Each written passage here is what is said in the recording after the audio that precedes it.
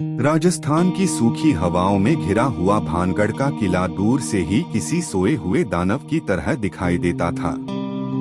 गांव वाले कहते थे कि सूरज ढलते ही वहां सिर्फ हवा नहीं बल्कि अतीत की परछाइयां भी घूमती हैं।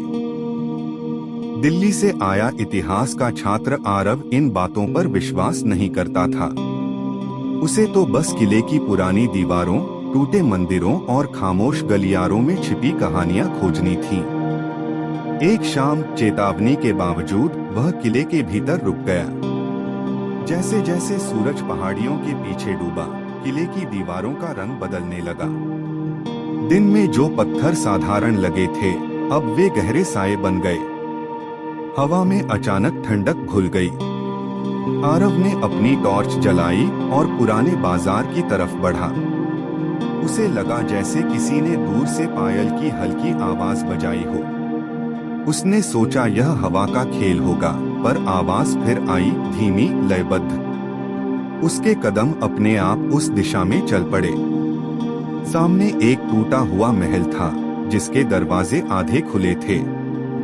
अंदर अंधेरा था, लेकिन टॉर्च की रोशनी में दीवारों पर बने फीके चित्र चमक उठे।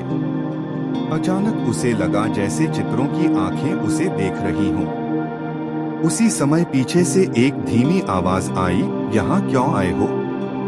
आरव ने मुड़कर देखा, एक लड़की सफेद पोशाक में खड़ी थी। उसका चेहरा धुंधला था, जैसे धुएं में बना हो।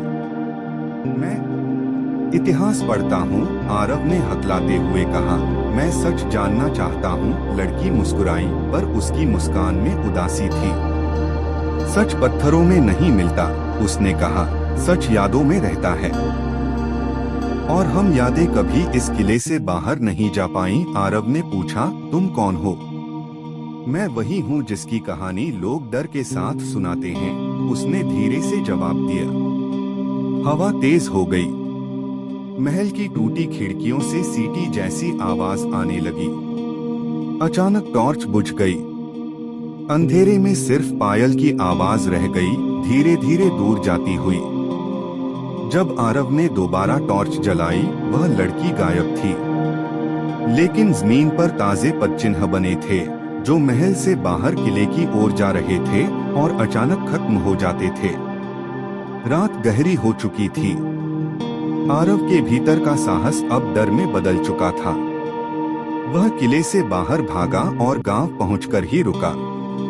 अगले दिन उसने अपने नोट्स में सिर्फ एक पंक्ति लिखी, भानगढ़ में इतिहास किताबों में नहीं, हवाओं में सांस लेता है।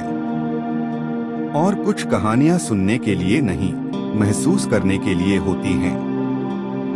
उसके बाद उसने कभी वहां लौटने की कोशिश नहीं की, लेकिन हर रात उसे पायल की वही धीमी आवाज सुनाई देती रही।